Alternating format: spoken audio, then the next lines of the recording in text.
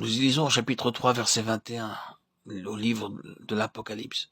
Celui qui vaincra, je le ferai asseoir avec moi sur mon trône, comme moi j'ai vaincu, et je me suis assis avec mon Père sur son trône.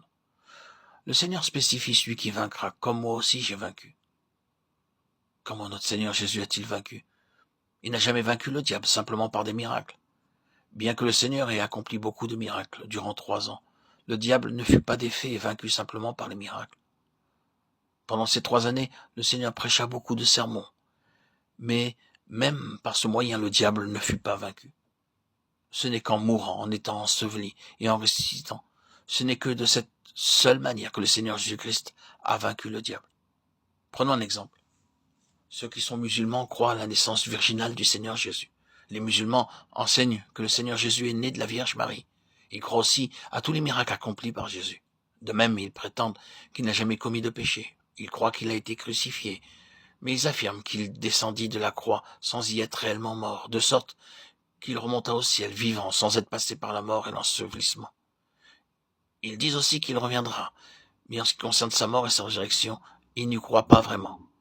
Ils sont aveugles spirituellement, ils croient à la naissance virginale, ils croient au miracle, mais ils ne croient pas à la mort et à la résurrection du Seigneur Jésus. Et cependant, le Seigneur a triomphé par le moyen de sa mort, de son ensevelissement et de sa résurrection.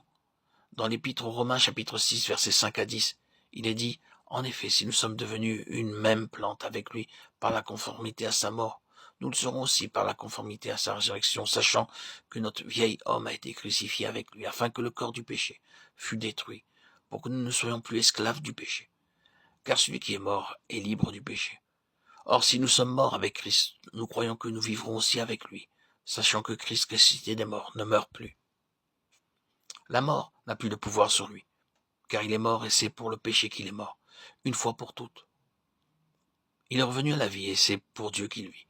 De même au verset 14, il est dit « Car le péché n'aura point de pouvoir sur vous puisque vous êtes non sous la loi, mais sous la grâce. » Ainsi, par la foi, nous nous approprions la puissance de la mort du Seigneur Jésus, qui est mort pour nos péchés.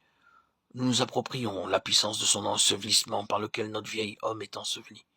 Et nous nous approprions la puissance de sa résurrection par laquelle nous recevons la vie nouvelle. C'est seulement de cette façon que nous pouvons triompher.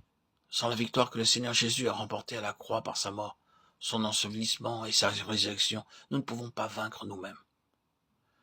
Je vous invite à lire 1 Corinthiens 18, 2 et Galates 6, 14. Non, nous ne pouvons pas vaincre et triompher par des rêves en ayant des visions, ni par des miracles ou aucun autre moyen.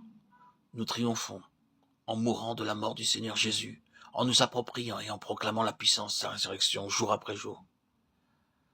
C'est ainsi que nous aboutirons sur le trône même du Seigneur Jésus. Il nous faut donc une foi vivante et ferme, comme l'or purifié, un vêtement blanc lavé dans le sang de Christ, un collier pour voir les choses plus clairement. Nous repentir lorsque le Seigneur nous reprend, avoir une oreille ouverte pour écouter la voix du Seigneur, entrer en communion avec le Seigneur, prendre la communion,